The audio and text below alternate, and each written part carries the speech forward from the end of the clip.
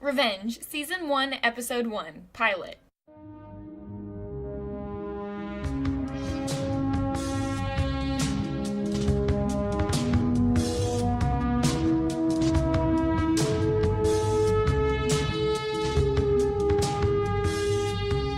Hi, and welcome to the KowSkiCast. I'm Mary.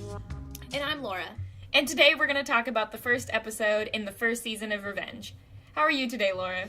I'm doing pretty well, considering we're both under a sheet right now. They don't need to know that.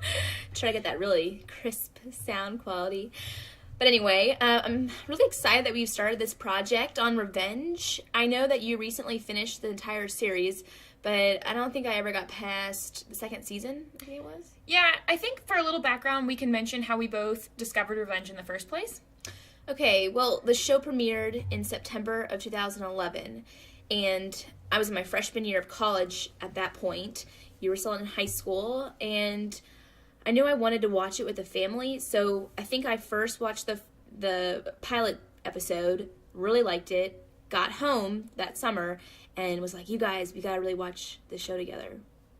Yeah, and I remember we liked it so much that our parents got, I think it was like a free trial of Hulu or Netflix or something, one of those try for a month free kind of things, and so that we could marathon the whole first season. Yeah, that's right. I don't really remember exactly how we watched it. Again, I think someone referred it to me, was watching Revenge, and I hopped on board, and then we all started watching it together. And for the second season, it came out fall 2012. I was back in school, so we didn't watch it together, but I think we would watch it alone and then kind of talk about it together. Yeah, I think at that point probably we were watching it live just on TV when it came out. And I think that's how we both watched the first two seasons, or I don't even know if we finished the second season, but our whole family watched it at least the first season and a half or so. We all got through some portion of the second season because I have a really vivid memory of watching the mid-season finale at home with the rest of the family, but I think we all sort of fell off the train after that and didn't really keep watching it.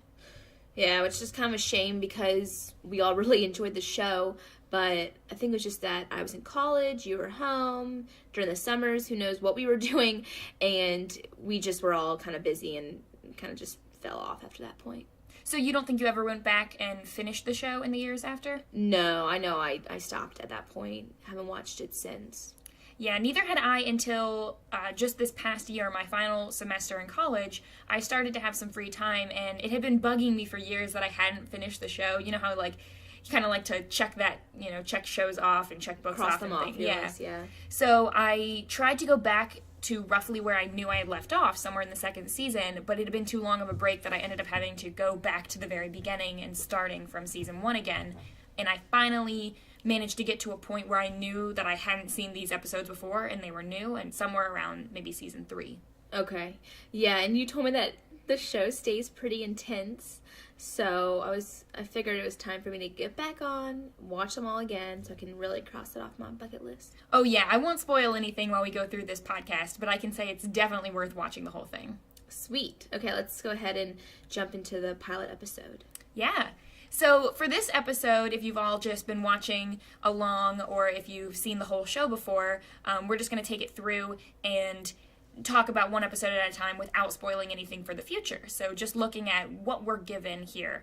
And there were several really interesting things that happened. The first of which is the show really relies heavily on the format of flashbacks, and whether it be looking at things that happened just a few hours before or days before or months before, anything like that. So what did you think of the format of figuring out who Emily was and her dad and the crime and everything through flashbacks? Yeah, I really like it. I think this show, what really had me hooked was the very beginning, that opening scene when they're at the engagement party, and of course we're kind of taken outside of the party on the shore, right on the beach, and like someone's dead, we think. Yeah, and that really grabbed me at first because there's a cool party going on. It looks like, pretty rich people out there having a party, and then kind of in the background you see that there's a crime being committed, and it really grabs you, hooks you in. Yeah, it really shows you what kind of show this is going to be, that we're going to be getting this high life Hamptons style show along with some sort of murder mystery. Action and that, but also I just like looking at the big houses and the clothes and all the glitz and glam. I like that balance. It's like a Pretty Little Liars. That kind of, I like looking at all the fashion, but then this also show at the same time has been sort of talked about as if it's similar to Pretty Little Liars in terms of you're told sort of up front what is the goal, what's happening, whether it be trying to figure out who A is, or in this show trying to figure out more about the characters in general. Yeah, they all have their secrets behind them. And if Emily can avenge her father. So yeah, one of the first things we see after that opening with the engagement party that flashes back to 5 months earlier. And we see that Emily's moving into this house. So we know there's a character named Emily Thorne, and she's moving into a house, and then we get a bunch of flashbacks with her and her father, or who we're led to believe is a young girl, even though her name is Amanda, but her and her father living at this house years before. I don't know how many years, 10, 11. Did you ever watch Everwood? So kind of not related, but that's the main character, or the girl, is her real name Emily Van Camp? Yeah, Emily Van Camp. And so I watched it a long time ago on ABC Family, Everwood. Do you remember? I know. She had long, straight hair, and now she has short.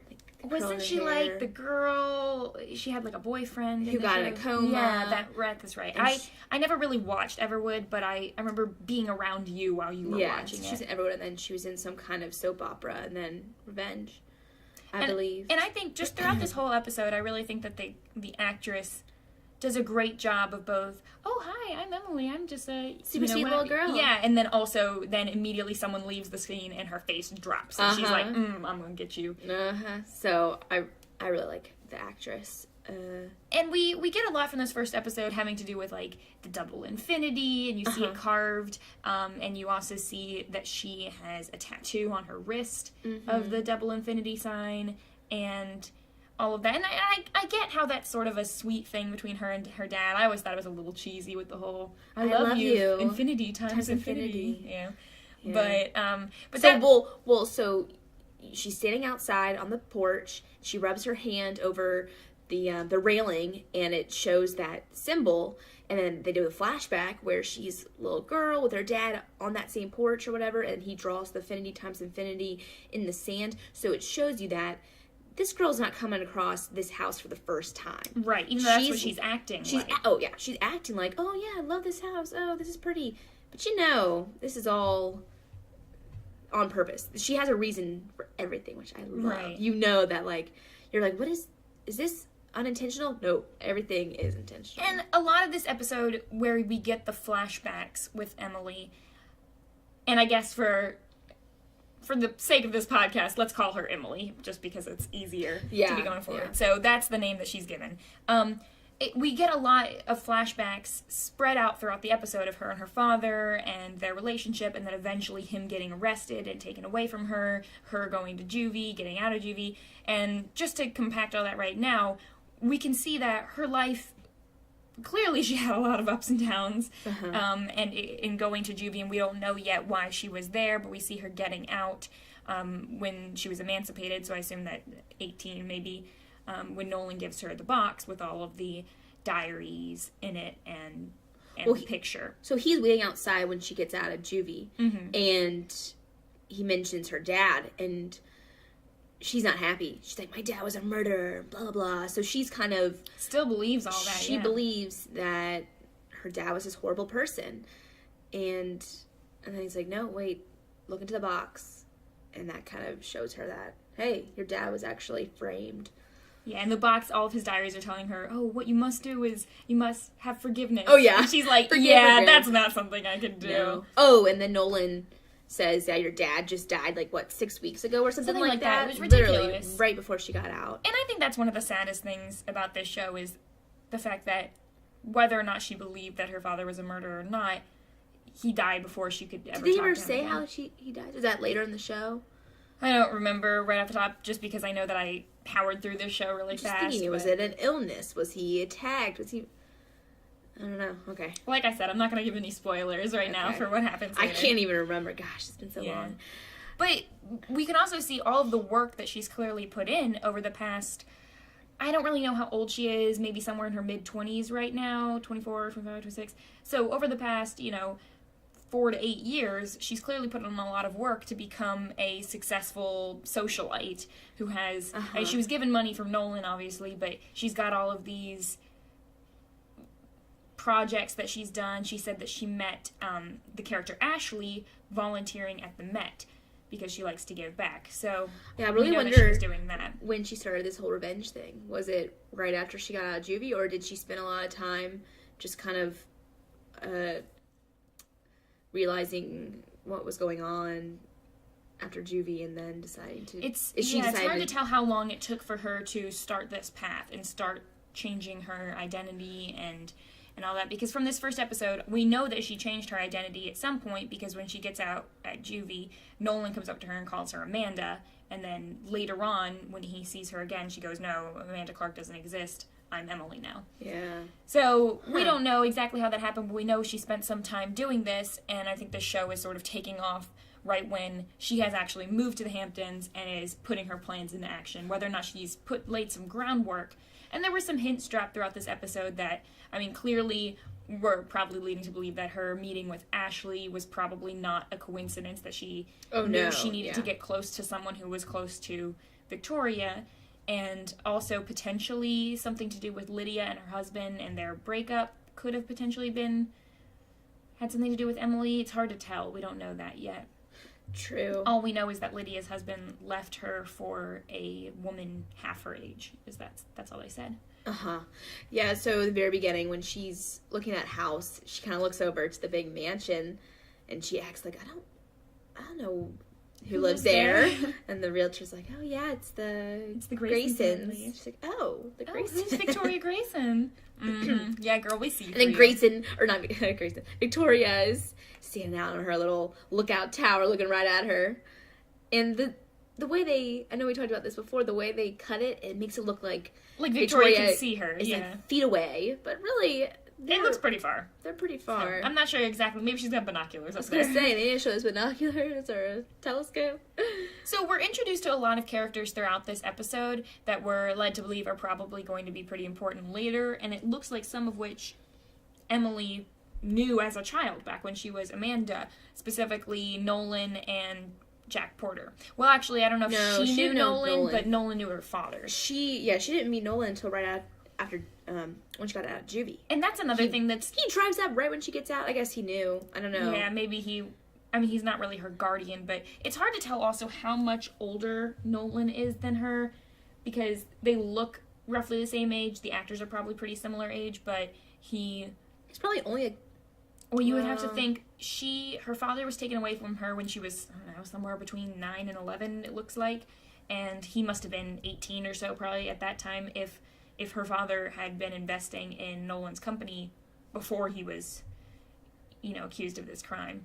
True. So he could be even like 10 years older than her. Somewhere, yeah, minimum of 6, maximum maybe 10 years older than her, but, so he's a bit older, but, so Nolan, it doesn't seem to really have too many friends. He's kind of got, I don't know, an interesting look to him. That's one thing I know about this show, is that Nolan, his look changes throughout the show. Does it kind of remind you of, like, Chuck Bass?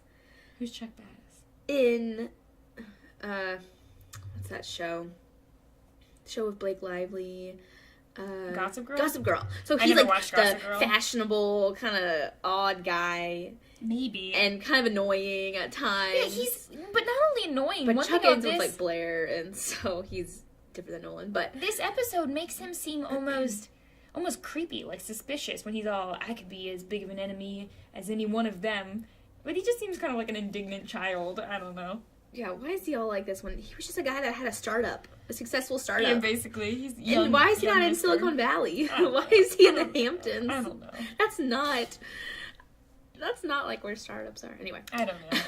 Well, anyway, so we just know that he owns some kind of tech company, but we don't even really know what it is yet. And we see him filming people at a party, and he's using like a flip camera. I just think that's funny. Yeah, it shows how dated it is. A little bit. And so is one of the people that she meets, and we talked about Ashley before, who seems to be a assistant / party planner. Accent. It's like she's British. I think she is. I think she's from Graysons. Yeah, the Graysons. But so they seem to be friends, and there's this really funny sentence where Ashley is bringing like housewarming presents or whatever to Emily after she's just rented out this beach house where her father used to live, and she's talking about planning this party for Mrs. Grayson, and Emily's like, oh, put me down for one of the $10,000 tickets. And then, like, one sentence later, Emily is telling Ashley, we should go get drunk on cheap margaritas. And I'm like, you can clearly afford expensive margaritas. Pay a ticket, you can afford a $10,000 ticket, but you can't afford a $10 marg. Yeah, really. Gotta get a... Although I don't blame her. Cheap margaritas are pretty good. Honestly, though, what is a cheap margarita? Maybe she's like, a cheap margarita is like $20. I don't know. Who knows? But so it's hard to tell exactly what Ashley Davenport's, what her job is. I don't know if she's an assistant to Victoria specifically, or if she just plans parties in that area and she's hired by Victoria right now to plan this party. Kind of hard to tell. But yeah. I like Ashley so far. I heard her outfits are really cute. mostly that. The clothing in this show in general is just great. Victoria's outfits are always these sort of like skin-hugging but very, I don't know, stiff-looking outfits. And showing off her body. Yeah, she's got curves. And I know that, I gotta look up what the actress actually looks like, because I feel like the hair is fake. I think she's wearing a wig. Madeline Stowe, who plays Victoria Grayson. She's very pale, but then very jet black hair. She has really dark hair. It's long. I feel like the real actress doesn't look like that. I've never looked it up, but I have always, it sort of always bothers me, her hair. It just seems sort of like it's, I don't know, like it's not, well, it's also like not brushed right. Like there's always these little loose strands. Yeah. But if it is a wig, that might just be part of that. True. So the whole thing with Emily and Ashley, I wonder if their relationship was just a setup to get closer to Victoria. You would think it is. Maybe it's a coincidence, but I think this is one of those shows where it's kind of, there are no coincidences. You know, everything happens for a reason. Yeah. Did they say oh, you already said they met? They met volunteering at the Met. That last summer? Or this is the summer now. Maybe it was in the winter. I don't know how long they've known each other, but probably not more than a year or so. And anyway, so besides Ashley and Nolan, the other new characters we see are Jack Porter and his father, and then his younger brother Declan. Which is, I don't know why, that name always kind of cracked me up. Jack Declan. Like, Jack is a very typical, just, my name's Jack. And then Declan is something that you wouldn't.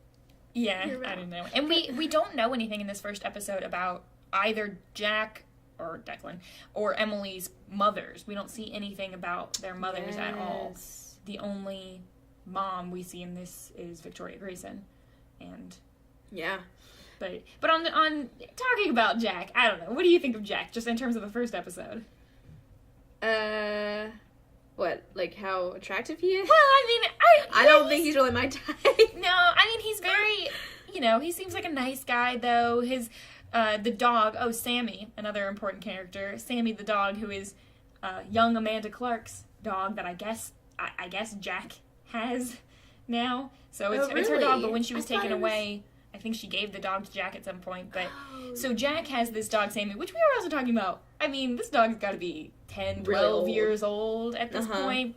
But the dog runs and sees Emily and jumps on her, and Jack is all, I think she's holding a dress in a garment bag or something, and maybe he gets muddy prints on it or something. But Jack says, go to the dry cleaner and tell him that Jack Porter sent you, and we'll make sure it's covered. And she gets kind of awkward and is like, oh no, and walks away. But he just seems like a nice guy. And well, first she's like, Sammy? Kind of whispers that, thinking, oh, is this Sammy? So does she not know that's... No, she definitely knows that's Jack Porter. I think she does know it's Jack. I think she doesn't know how to act right now around him. And she does not want him to know it's her. Right, and because we can tell that Jack is clearly still holding a candle for Amanda. He named his boat. Oh, yeah. The Amanda. And that's a whole other subplot of Jack is... Well, so Jack's about to go... When we see him, he's in his dad's restaurant bar thing, right? The stowaway. The stowaway, right on the edge of the water. and they're talking about how Jack is about to go on this big voyage To boating around. No, he's going to Haiti to help out after some earthquake that happened. I thought he was just going on an adventure. No, that's what I'm saying. He's a nice guy. Wow, and he said that he man. wanted to go right after the earthquake to help out at Haiti, but his dad talked him into sticking around to help out with the bar for a while. Yeah. So he's, like, outside on his boat, and then Nolan's trying to buy it, right? And he's like, it's not for sale. I'm about to go out and go to Haiti. I don't know why Nolan wants to buy the boat, and we see at the end of the episode when Mr. Porter needs money for the bar that Jack decides to sell the boat to Nolan, and we don't really see that exchange, but we see him call Nolan and say, hey, do you want the boat? Yeah, it's kind of implied. So it's implied that he's going to sell it, and it just shows what a great guy Jack is for... When he hears that something's not right with his dad in the store, or the bar, he's so quick his life to do that. Yeah. Oh, what a good guy. Maybe I'll reconsider. But, when talking about Jack and comparing him to the other people in this show, just on face value, you meet Jack, you meet Daniel Grayson. Who's your pick? Oh, gosh. I mean, Daniel Grayson with the looks. Come on. He's very cute. He's very cute. But he's more of a Business party guy, business guy. Looks kind of clean cut.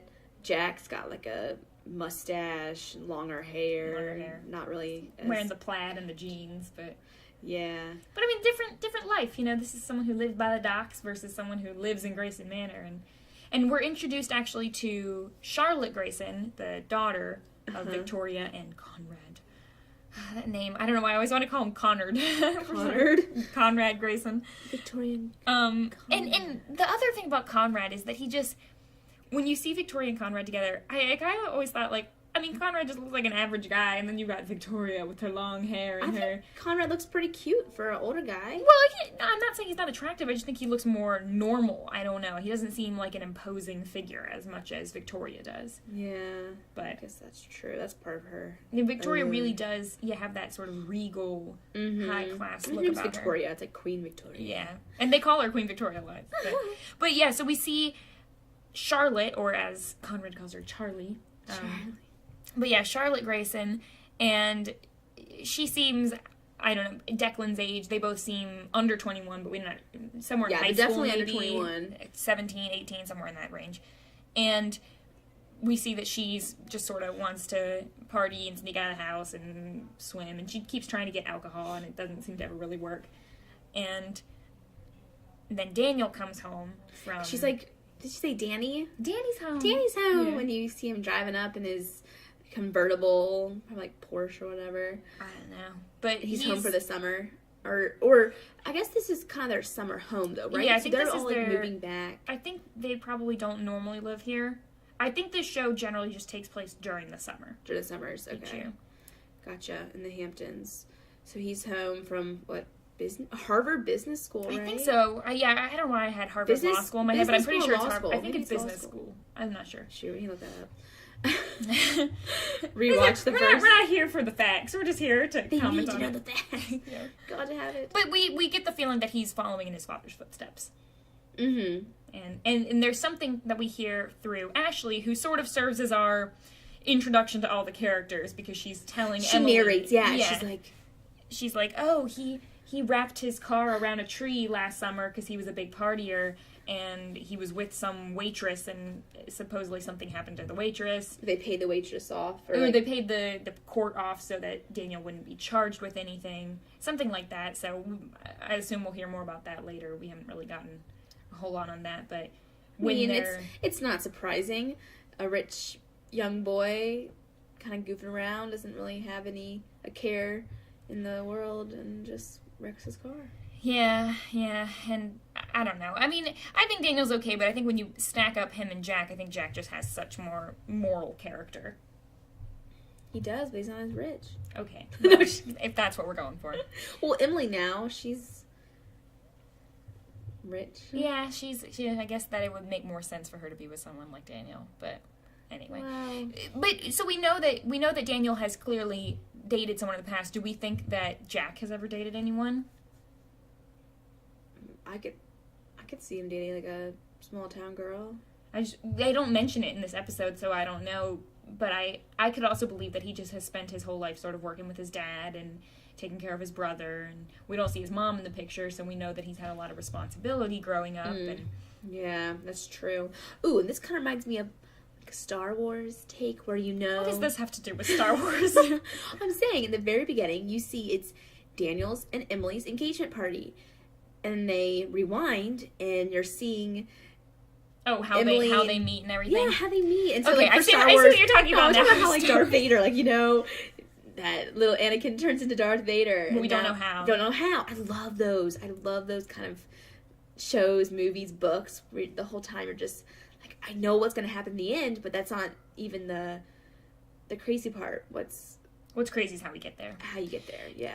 Okay, I see what you're saying. but how it... And that is something that's kind of interesting about this format of flashbacks is, yeah, we do know that Emily and Daniel are getting engaged, and we do know that her and Victoria... It's Victoria... like a love story. Right okay, there. well, what I'm just saying, we know that, and yet when we flash back, we're introduced to Emily meeting Daniel, and we're introduced to Emily meeting Jack, and you know just by the fact that it's a show that there's going to be some sort of love triangle. Right. And so...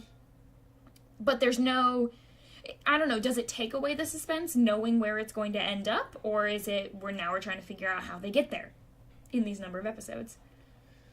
And I don't remember if what we saw at the beginning is the season finale or the mid-season finale.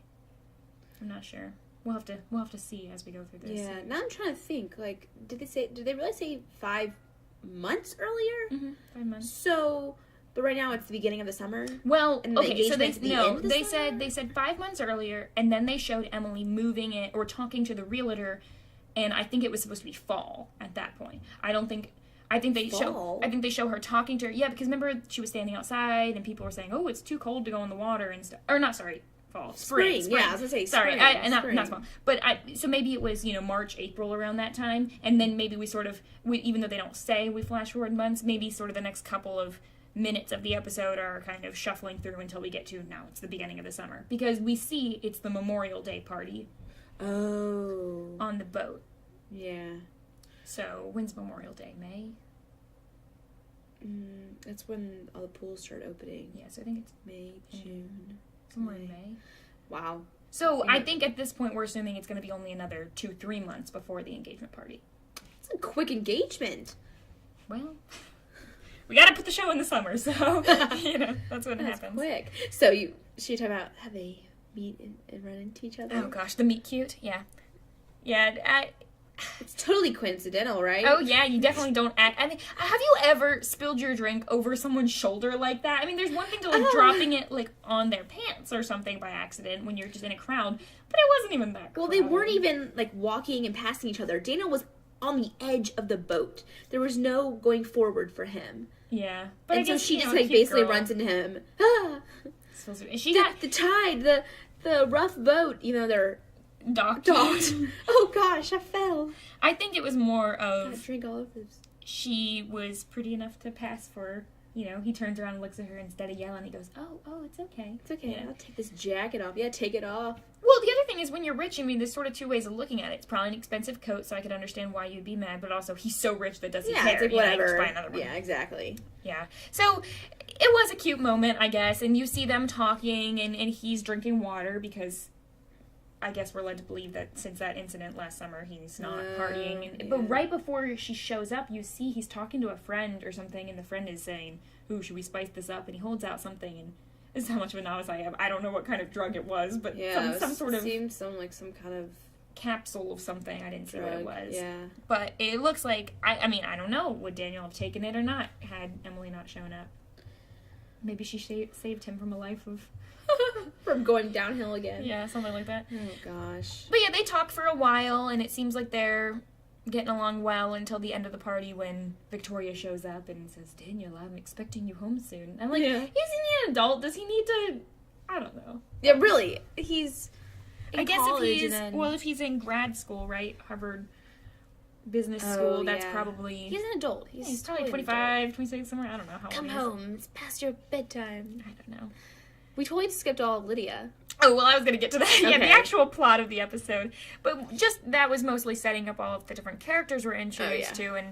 and everything. But yeah, so the main plot of this episode is centered around Lydia Davis. Well, like you kind of can tell each episode might be a new person that she can. So Emily has got this picture of some sort of party, and it's a Grace and Global party for the company, because that's the company her dad used to work for.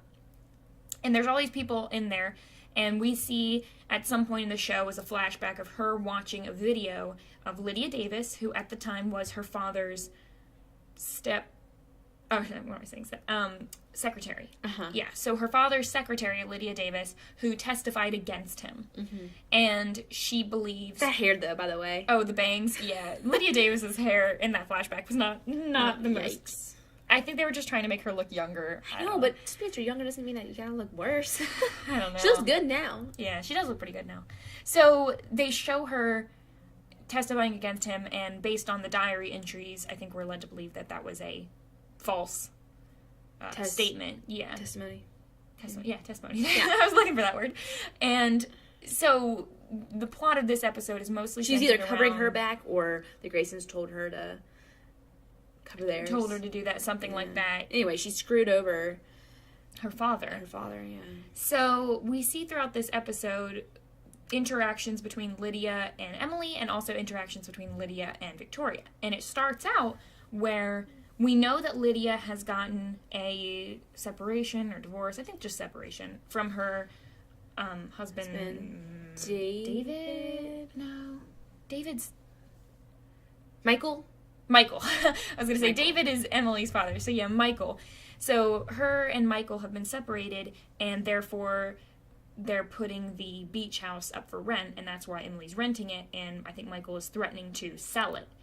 And Lydia's afraid that one of the other, I think she says vultures or something like that, is going to take the house, because it's great location right next to the Graysons. Which is kind of interesting when you think about it. So Lydia has been living in this house that used to be David Clark's, next door to Victoria, and it's kind of weird. You wonder, was that some perk of testifying against him? Was that she got the house? Or I don't know. That's interesting. I didn't even think about that, but it totally makes sense. And then Emily, she goes outside on the water, and doesn't Lydia run by? I think, yeah, Lydia walks by while Emily's standing out there looking like she's going to get ready to swim. And so they both meet each other for the first time, because Emily doesn't know who she is, but really she does. Yeah. And then she plays off dumb. She's like, oh, hi. And then Lydia says, oh, are you the renter? And this is I'm the owner. Yeah. So Lydia seems kind of like a woman who is just trying to cling on to her good standing in the social circles, even though she's going through this sort of scandal with her separation from her husband, who has left her for a younger woman. And I guess we're led to believe her husband lives maybe in New York City now. I don't know. Not at the Hamptons. And so Victoria, though, is Lydia's best friend. And from what I can tell at the beginning of this episode, it seems pretty genuine. Yeah. They seem to be genuine friends. Because there's like a auction that they're going to have at the Memorial Day party, right? Right, to auction off a Ashley's painting. there, and they're all talking about the different things they'll auction off. And Lydia's like, well, as long as you don't auction off the Van Gogh that Michael and I gave you, yeah. And she's like, oh, no. I would never do that. Most importantly, because of our sentimental, reasons for keeping it. Our friendship. So this is foreshadowing. It's just one of these situations where you go, who do you have more loyalty to? Your best friend or ... And well, it's kind of interesting. I feel like Victoria is she'd wear the pants in any kind of relationship. She'd wear the pants with her relationship with with Conrad. It's just Lydia seems so much more down to earth and just a regular girl, and Victoria's all. Are you saying why do you think they're friends? Or yeah, like their friendship. I feel like it would be. Well, I'd be intimidated to be friends with Victoria. Yeah, but I think also the parts of this episode where Victoria was least intimidating was when she was having genuine conversations with Lydia and seemed to be friends with her. You saw that Victoria kind of shows her other side. Right, and you saw that Victoria stood up for Lydia when the other women were sort of being like, oh, I heard that you and Michael broke up and stuff. And, True. And she comforted her. And so I think that was, I think they were genuine friends. I feel like Victoria's a good person to have as your friend, but a horrible person to have on your bad side. Oh, yeah. Like, she'll stick up for you, she'll treat you well, she'll get you into all the parties. yeah. But the one time, once you cross her, there's no going back. Yeah, I think that's really where this goes downhill, because what we see is Emily sort of taking pictures and creeping behind, and we see pictures of Lydia and Conrad, who are together Dun, dun, dun. making out in a window in a hotel or the South Fork Inn. Mm-hmm. And so most of this has to do with... But how did she know they were in the South Fork Inn? We're not given this. I would assume this is sort of something she knew before she came to town. Somehow she had done some research. Maybe she had been in New York and saw Conrad meeting up with Lydia. You never know. But it's just research she's done. Maybe she's been stalking Lydia for a long time because, for whatever reason, Lydia is the first person she decides to go after. As opposed to coming to town and going straight after Victoria, she wants to punish everyone. Get rid of their, like social pawns? circle. Yeah, they're pawns, kind of. Pawns before you get rid of the queen. But, like, Lydia, what in the world is she thinking? Why would you go and have an affair with your best friend's husband? Well, that's what I'm saying. She could have had an affair with someone else. What is... Yeah, and you look at it from Conrad's point of view, too, is he clearly knew that was his wife's best friend. And later on, when Victoria discovers the affair, it doesn't even seem... Phases her, really. She's like, don't do it again. Yeah, she just says, don't do it again. And I wonder, do we think that that's because she seems to care much more about appearances of being a happy family, much more than actually being a happy family? Yeah. You never really see a whole lot of... But what's the perk? What's the incentive for Lydia to have an affair with Conrad over either anybody else? It's fun. Is he she giving feels really bad. And we don't know if this is a recent thing, either. No, if they've been doing this for years. Well, that's why she lives beside them, probably. Maybe. Yeah, we don't know. And that's what we do know divorce? that... I don't know. We don't know if that factored into why Michael left her.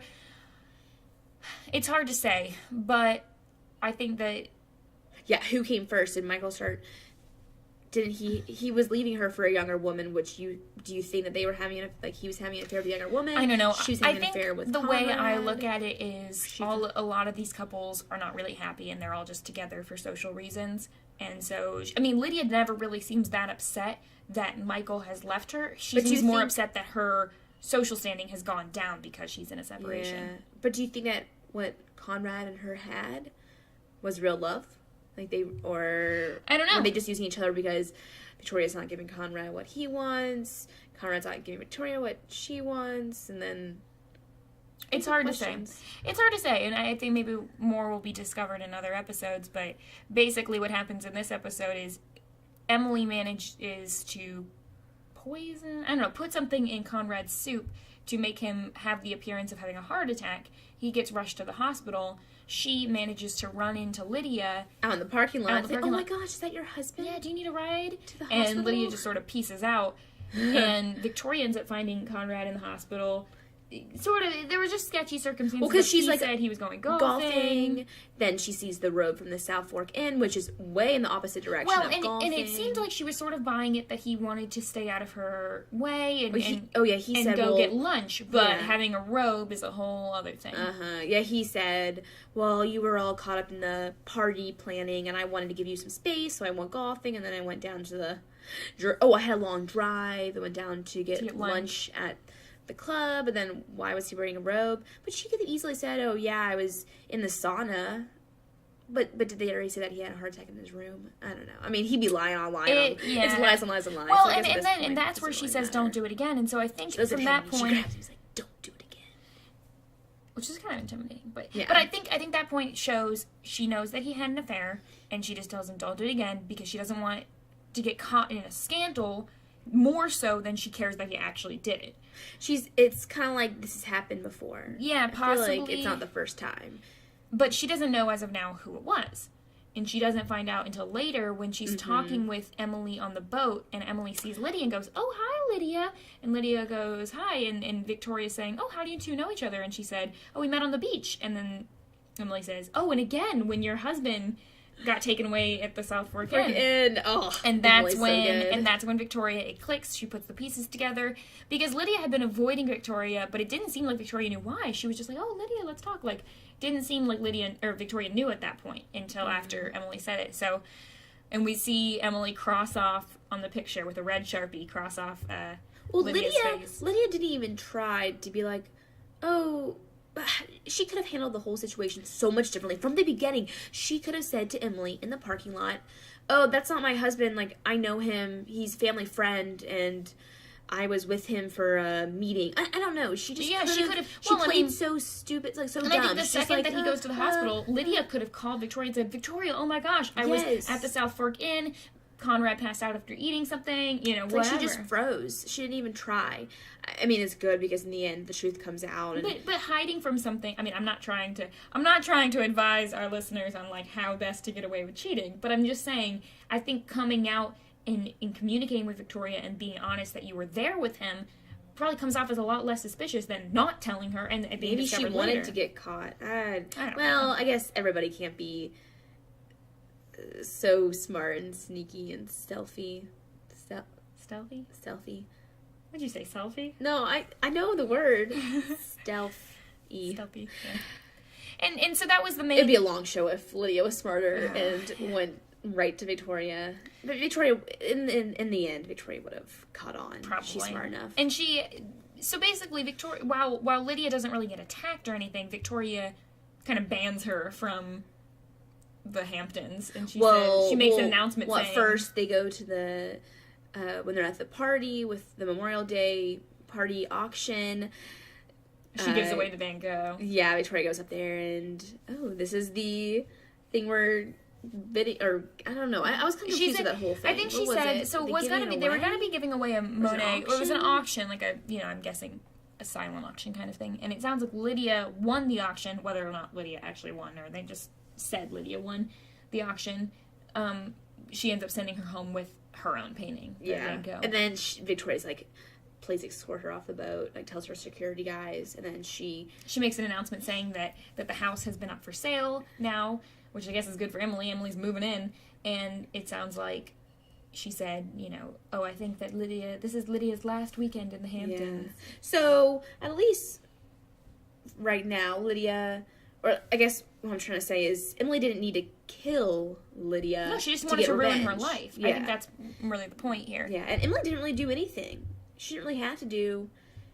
It was all, she set up the reveal so that Victoria is the one that actually did the damaging part for Lydia. Like, right. Emily didn't have to put any bad blood on her. In this first episode, Emily really doesn't have a whole lot of suspicion around her. She didn't really do much. She just played kind of dumb and, was your husband right. okay? And she just made sure she was in the right place at the right time. And we see from the end of the episode where you see, the last thing we see is Victoria calling some sort of security or something, and she says, "I want you to find out everything you can about a young woman named Emily Thorne." Yeah. So we know that she's suspicious of her, but I might just be more of a routine person who lives next door. Let's check up on, Victoria wants to know everything about everyone. Well, a couple other things I wanted to note. The very end, when Emily's in her house, and then Nolan comes, kind of scares her. At first she acts like she doesn't know who he is. Right? Or that's what I kind of picked up. No, he doesn't know who she is until he is looking at pictures or video he had taken on the boat, and he recognizes her. And he comes in and he goes, "Oh, I almost didn't recognize you." And she says, Amanda, "What do you want?" Yeah, Amanda. And she says, "What do you want?" Actually, she shoves him up against the wall because she doesn't want people to hear that he's calling her Amanda. And she says, Amanda doesn't exist anymore. So wait, she says that to him at this point, not when he picks her up from juvie. No, when he picks her up from juvie, she hasn't changed her identity at that point. And she still has the black hair. Black hair, which then she goes blonde. And let me tell you, she looks great. I mean, she's probably a natural blonde. Well, her eyebrows are, that doesn't mean it. Who, the actress? I think the actress is a natural blonde. I've never seen her. Maybe I should go blonde. Maybe she looked great blonde. A little transformation. Maybe Transformation Tuesday. Yeah, you've never cut your hair more than 2 inches, so I don't think that you would ever sun in. I do be sun gutsy in. enough for that. Oh my gosh. But anyway, I guess she didn't see Nolan at the party because she acts like they're meeting for the first time, kind of, but yet the flashbacks, they met back when she got out of juvie. Now he looks different too. She's just been trying to avoid him. He was kind of he had like a mustache, or his hair was like darker too. It was darker and it was shorter. It was just sort of different. He's got these big elfy ears also that are sticking out of his hair and his head. Well, it was mostly when he was wearing that hat that it just looked silly. Ouch. I know. So he kind of says like, "I'll help you get revenge." And she's like, "I don't want it. It's a one-man show. I don't need no help from anybody. I'm an independent woman." And then the last thing too, the watch. When does that come Right. into So play? she has a watch, which I'm assuming was maybe in the box. And she's standing on the pier looking at the back of the watch, and it says, "To David, love Victoria," something about "until forever," or "I'll be with you forever," something like that. I think it says like David, until forever, Victoria. That's all it says. So that's the first time that we really see from this episode. Clearly, David had some sort of intimate relationship with Victoria. Which is kind of making me think, Victoria doesn't even really love Grayson anymore. They're just together strictly for status reasons. Right. So it's like, when she finds out that he's had an affair with Lydia, she's just like, don't do it again. But maybe like, in her heart is because she really liked Well, it's hard. And David? we see this Or maybe conversation. that was a whole setup. Like, I don't know. Well, we see this conversation between Victoria and Conrad. And it's after the party, after the fight with Lydia, where Victoria basically says, "Why did you sleep with him? You knew it was my closest friend," and all sleep that. With her. Why did you sleep with her? Lydia, you could have done anybody, but you chose my closest friend. And that's when he basically says, "Oh, well, you owe me one because I did everything for our family. You know the sacrifice I made for our family years and years ago." And she says, "I had to condemn a innocent man." And so we know, what we know so far is clearly the Graysons did something. Clearly they're responsible for something, whether it be 100% the taking down of Flight 197. 197? I think so. 297? I don't know the number, so David's kind of been charged with being the person that funded the money, I think, funded the terrorist organization that took down the plane or something. And this is 9/11, right? No, I don't think it's related. I think it's a fictional plane that was a similar type of thing, though. Because they showed there were 200 burning. There were 200 and some 200 and some people who all died on the flight. So that was a made up thing. I think so. I don't think it was a real. You should look up flight. that. I think it was 197. But from this conversation, we see that there is clearly Victoria's not 100% an evil person, or maybe she is, but it seemed like she did, I don't know, like David and feels bad about that. Either she liked David or she just feels guilty. Or maybe the whole point was that she lured him in to really get him. Maybe. I don't know. I'm just thinking about all these But what she options. reminds me of is sort of Cersei Lannister. It's like we hate her and we know she's a bad person, but we see her side as well. We see her reasoning. And I think that's what's fun about this show is that we don't just get Emily's point of view. Oh, yeah. So far we've gotten... pretty much just Emily. and I wanted to call her Cersei for a second. And Victoria. I think that's all. I think that from this first episode, did we see anything from Lydia? I guess Not Jack's point of view, maybe. Oh, a little bit with the dad and the boat. That was about it. Jack's, the sister. I mean, I guess they've kind of showed...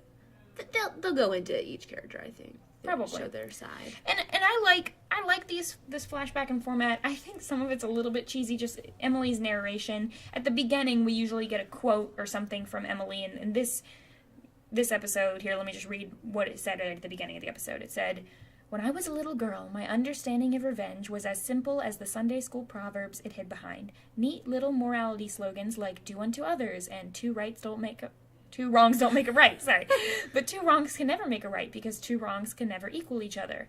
For the truly wronged, real satisfaction can only be found in one of 2 places, absolute forgiveness or moral vindication. This is not a story about forgiveness." Hinting that she's going to get vindication. Yeah, and I like that they upfront say, it reminds me of 500 Days of Summer, where at the very beginning they say, this is not a love story. Yeah. Yeah. Kind of, right? Well, it's like they tell you this is not a story about forgiveness. Well, and yet you hope... the title is Revenge. Yeah, there's that too. But no, I like it. I like it. And I like This that. is not a story of I like that, but at the end they do a similar narration where she's talking about, people say that revenge is cold, but it could be as warm as a bowl of soup. And I'm like, okay, come on now. I think this pilot episode really hooked me. I remember years ago when I first watched, I was like, oh my gosh, I need to show the family, Mary, mom and dad, need to show you guys the first episode. I just thought it was awesome. I think so too, and I don't really normally get into liking some of the shows. I think sometimes when you hear, oh, it's about the Hamptons, about rich people, you think, oh, it's gonna be trashy or whatever, or a soap opera. But this is more of a suspense drama. Yeah, I agree, and it was unique in the time. I feel like there wasn't that many shows like that out there. Not as many. I'm trying to think of what I was watching around the same time was, because Gilmore Girls was probably already done. Smallville was done. I mean, I guess it's kind of like what we said before, Pretty Little Liars, but still, it's like the grown-up version of that. Yeah, it's not, well, and one of the things about having it set in the Hamptons is that they have unlimited resources. They've got money. They can do these huge revenge schemes. Where did this air on? I think it was ABC. Well, ABC Family did Pretty Little Liars. Interesting. I'm not I think it was sure ABC. I think it was ABC. Right, yeah. But, well, anyway, that was pretty much it for the first episode of the show.